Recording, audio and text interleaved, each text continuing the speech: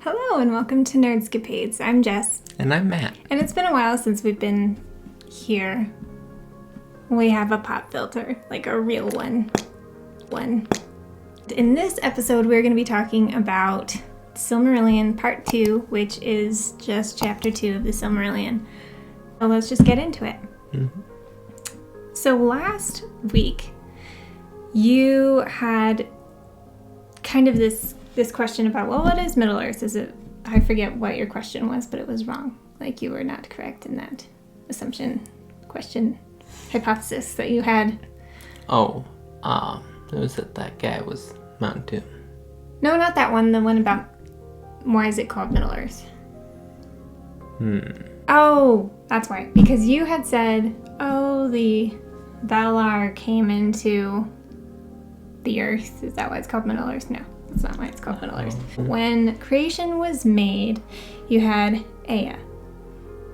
Ea is the term for the universe, essentially.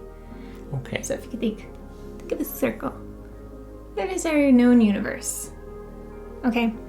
And Ea actually means existence and being. Then you had the planet, which is Arda. And you were like, okay, well, what is Middle-earth?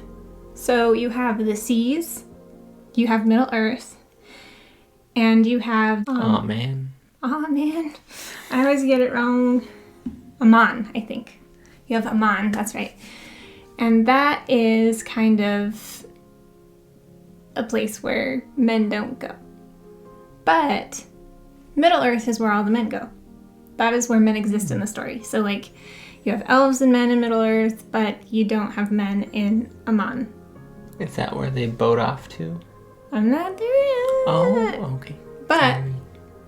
You kind of have this picture now of, like, why is it called Middle-earth? Chapter 2 just kind of goes over, like, it's really in, like, the space of a paragraph, there's a review of creation. Mm-hmm. It's basically the same thing. And then they break down the Valar and the Valier, or Valier. I always say it too fancy. Valier, probably Valier, for the female Valar, which we'll get into in a second, sort of. And then also the Maiar. Okay. Your other question, which you had said was, oh, is Melkor Mount Doom? The answer I decided to give it today is no. I'll get into this in just a minute. So first I wanted to talk about the Valar. So there are 7 men, 7 women Valier, and they all have like these different capabilities, as we kind of touched on, and they pair differently. They're in couples too, like spouses. So we have Manwë, who we met already. He's in charge of like the air and the wind, and he's like the leader of all of these Valar. Mm-hmm. Excluding Melkor, because Melkor is no bueno. He's not good. Okay. Then second in line, these are going from greatest to least great, I guess. Least powerful. You have Ulmo. Now, we kind of talked about him before as being the water guy. Mm-hmm. But if you can imagine Poseidon. Okay. And like how Poseidon is, he's in the deeps of the sea. Mm-hmm. He's like, he doesn't come out very much. That is how Ulmo is. So he doesn't go to like their monthly meetings or anything because, well, he is deeply invested in the children of Iluvatar. And he cares a lot and he does a lot for them. But he doesn't really feel the need to go do that because he gets wind of everything that's happening. He gets water of everything that's happening by way of like rivers and streams. Next in line, you have Owlet. And he was the one that I mentioned the dwarves. So because he covers earth and like skill and knowledge, and I think I read somewhere that Owlet means invention. I think that in my reading about him specifically, I decided that for all of the Valor, I'm going to make separate videos talking about their, like, each one really does deserve their own separate video because of the myths that they come from, the stories they have that are also deeply rooted in myth, things that would be cool to know. And he's like top tier. He's probably my favorite one So he's the reason I'm going to do a whole different series. So don't forget to hit subscribe if you haven't already so that you can see these videos come out when I get around to doing that, because I feel like it's going to take me a long time. But for now, since the Silmarillion covers them very briefly, just very shallow, I'm going to do that too. Next in line, we have Orome. Okay, and he is the Lord of the Forest. He is the huntsman of the Valar. So, I mean, it's pretty simple. Then you have Namo. Mm-hmm. He's more frequently called Mandos, but that is actually more where he dwells. That is more a place. And he judges spirits. He's like the guy that sentences you to whatever it is you're going to get. Okay. Then there is Irmo, more commonly called Lorien. Sounds familiar. Because he is also commonly named after his place of dwelling, the Forest of Lorien. But his name is Irmo. And he is kind of the master of visions and dreams, which makes a lot of sense when you think about the Lord of the Rings and like when they were in the forest and there was I'm failing right now, but they had visions, they could see things into the future. That's kind of that idea embodied. Oh. Okay. Now you have Tulkas. He's the least of the Valar. And he is kind of like a warrior at heart. He kind of reminds me of Ares a little bit because he's like into combat and stuff like that. But not really. From what I understand, he's like a funny guy. He was the last of them to descend into the world. Oh, okay. Into Arda. Okay, then on the side of the Valier, or Valier, I don't know, however you want to say it, the female Valar, you have first Varda, and she is the spouse of Manwë. Okay, so she's an interesting character in and of her own right. She actually rejected Melkor for his brother Manwë, right? So he like hates her. He hates her. He hates her. He also fears her. She is the most worshipped out of all of them by the elves. She is said to be so beautiful that the light of Ilúvatar, or Ilúvatar, sorry. If you're super nerdy, you might say Ilúvatar. But she has like his light in her face. She's super beautiful, super powerful. She is the one who was supposedly, like, she situated the stars in the sky. Man. Which, back to the elves being obsessed with starlight and stuff, like, that's kind of part of it. And joy. She encompasses joy. Forgot about that. Man. Yeah. That's impressive. Then, I mean, she's just the Mama Valar. She's like the lady of the house. Then you have Yavanna, and she's actually my favorite female. She is the one that kind of is in charge of all like the living plant, like the grander living plants. Ents. Oh. Hold on to that for a minute. And also fruit and other growing things, you know. Then you have Nienna, and she is called the Lady of Mercy. She is also the one who weeps, and she grieves everything. She's like super depressed all the time. She lives by herself. She doesn't have a partner. Man. Yavanna, backtracking a little, is the partner of Owlet, the dwarf guy. Invention and earth and stuff. Okay, they're partners. Now, like I said, Nienna's alone. She's Lady of Mercy, of grief. She kind of mourns everybody. And for that, she's also prized among elves and everything. Okay. Yeah. Then you have Este. She heals the hurt and the weary, and she is actually married to Irmo, or Lorien. So you have the healer and the master of dreams and visions and stuff. Does this sound a little bit familiar? Yeah. Think about, like, Frodo visiting the elves when they came up with the fellowship, and, like, he rested and, you know, all of that. So it's very similar. Mm-hmm. This one always trips me up, the pronunciation. It's Sorry. Vaire. It's really difficult, but she's like a weaver, which initially I thought was like the least cool of them.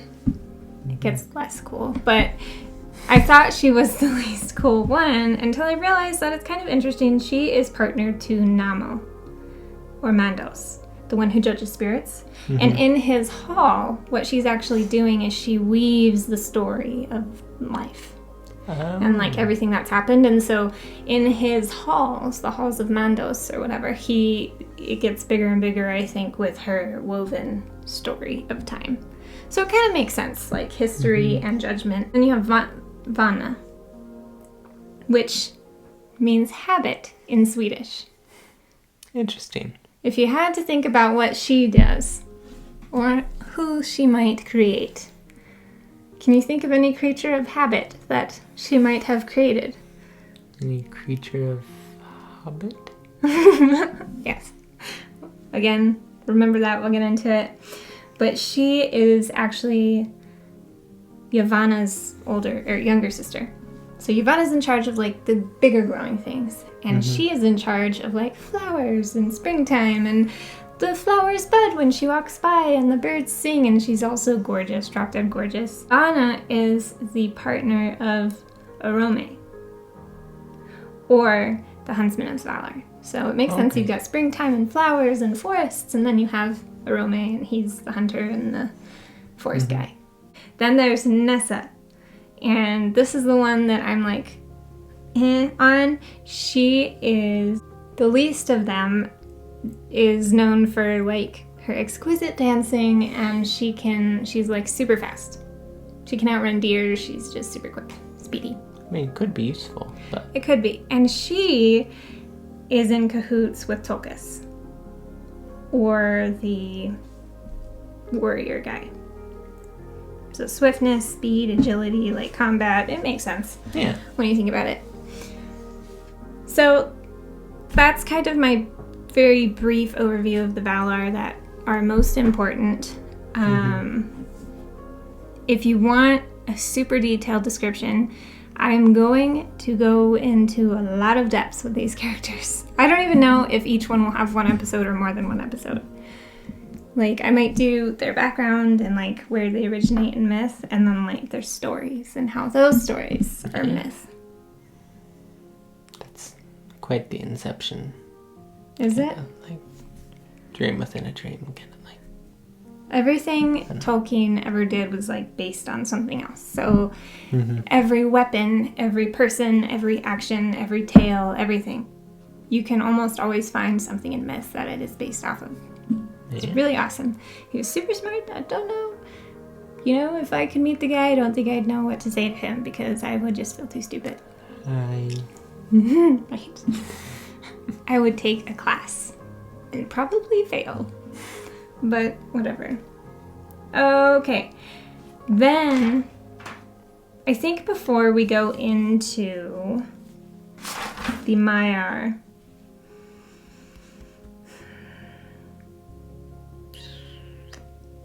okay.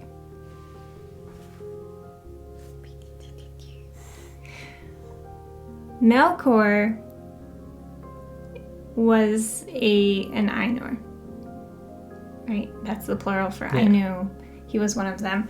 Then he came down. He was so bad. He was so bad that he became this mountain. And, I mean, he wasn't always a mountain, but he was often. I think he was, like, primarily a mountain at first, at least. But it gets more complicated. There's more stories. I'm sure we're going to get into them in the Silmarillion. And if not, then I will cover them later. But he's predominantly a mountain. And then a person that can be contained, we'll say. Just to get us started. Okay. He is later called Morgoth. I always want to say Morgoth or something like Morgoth. You know, but no, it's Morgoth. It just kind of funny. But that is his later name. Okay. Now, every single Valar has lesser Valar who are actually Maiar. as their servants and their help. Mm-hmm. I'm going to go into naming a few of them first before I drop bombs on you. But, okay. First we have Amara, and she is Varda's handmaiden. Okay. I can't talk tonight, but I'm trying. Fun Big fact, job. in 2009, they discovered a satellite for a planet that they had named Varda, and they named the satellite after Amara. Oh, So that's kind of cool. that's interesting. Isn't that neat? It's like Tolkien's everywhere. It's great. But anyways, after that, you have Eowyn, and he is the banner bearer or herald to Manwë. Okay. I don't think we're going to hear too much about him, but he's there. Mm-hmm. Then you have Owlet, or Owlet. It's hard to say. And he is the servant to Ulmo. So Poseidon, basically. Yeah. And he doesn't go into the deeps of the ocean because Poseidon's over there, but he basically is on the shores of Middle-earth. And just kind of like... he keeps it. Like he's more important because men and elves and everyone in Middle-earth is like, you know, they think about him kind of handling the shores and everything, but he's still just the Maiar. I will say, is corrupted in the beginning by Melkor. Melkor essentially is like, hey, you know what? If you join my side and I win, I promise you that you will have Ulmo's job. Big promotion. Yeah, it's a big promotion. So he's like, awesome. He does that, but I'm pretty sure that Eowyn or his lady convinces him to come back to the good side, and he does, and he gets like angry and loses his cool sometimes. So he'll like make the ocean go crazy and sailors struggle and stuff like that, like when he's having a fit. But he still he stays loyal. That's good. To Iluvatar at the end. However, because of this relationship that he had in the past, this is kind of the basis for how sailors are like eerie on the sea and they don't 100% trust the sea. Because he's been loyal, but like he's not 100% trustworthy at this point. Man. Yeah. Interesting fact. And then you have Eowyn. She is the spouse to Owlet and the Lady of the Sea. And she is the one that like people in boats and sailing will pray to. Oh. So. Interesting. Yeah, that's pretty cool. Now, Melian. These two are a little more important. I hope I said that right. Who served Fauna and Este in Lorien. We'll talk about that person more later, I'm sure. And then you have Aloran. He was the wisest, and he becomes the friend to the children of Iluvatar later in time. But in the beginning, he was very much like kind of uninvolved. He awakens them from their despair, and he puts away darkness. And so often the children of Iluvatar like are really grateful to him. However, he is often disguised amongst men in ways that they don't see him, or they don't pay attention to him. So, interesting note. He walks among people. Sometimes he'll help them out and like pull them out of despair and darkness, and then just like walk away as a stranger, and they'll be like uplifted, and they'll, what? Like they won't understand why it happened. Huh.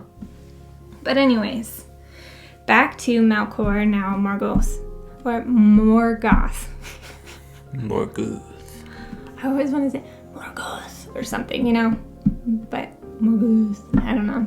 No, Morgoth is how you say it. We're not there yet in the Silmarillion, but I feel like it is time, since we are talking about the Maiar who serve the Valar. There was one Maiar by the name of Mairon, who started off good and then fell.